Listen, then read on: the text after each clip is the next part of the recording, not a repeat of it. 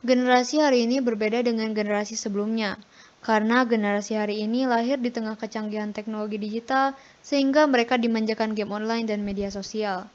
Sejatinya, smartphone mendukung proses belajar mengajar sehingga proses transfer of knowledge, pembinaan karakter, dan keterampilan berjalan lancar.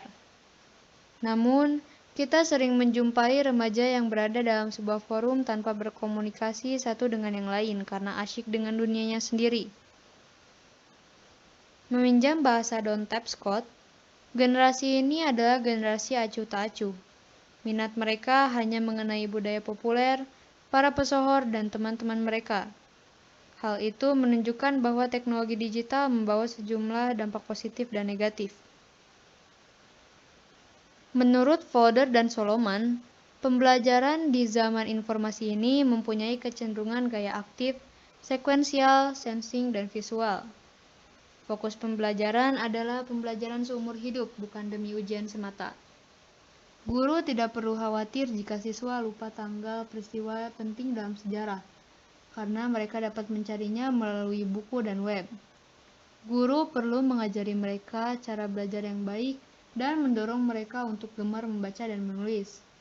Jadi, yang terpenting bukan hanya tentang apa yang diketahui ketika mereka lulus, melainkan juga untuk mencintai pembelajaran seumur hidup. Kelemahan paragraf kedua teks tersebut adalah A. Data tidak dipaparkan dengan jelas dan menyeluruh. B. Hal yang harus dilakukan guru dalam mengajar tidak ditemukan. C. Pentingnya pembelajaran seumur hidup tidak dijelaskan. D. Gaya belajar sekuensial, sensing, dan visual tidak dijabarkan. E. Manfaat web dalam pembelajaran tidak dijelaskan. Jawabannya adalah C. Pada kalimat terakhir yang merupakan bagian simpulan menyebutkan, jadi yang terpenting bukan hanya tentang apa yang diketahui ketika mereka lulus, melainkan juga untuk mencintai pembelajaran seumur hidup.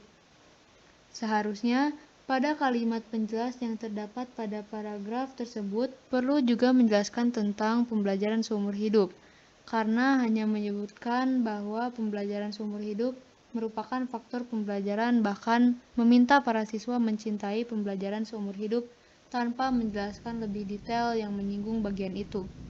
Jadi, kelemahan paragraf kedua teks tersebut adalah opsi C. Pentingnya pembelajaran seumur hidup tidak dijelaskan.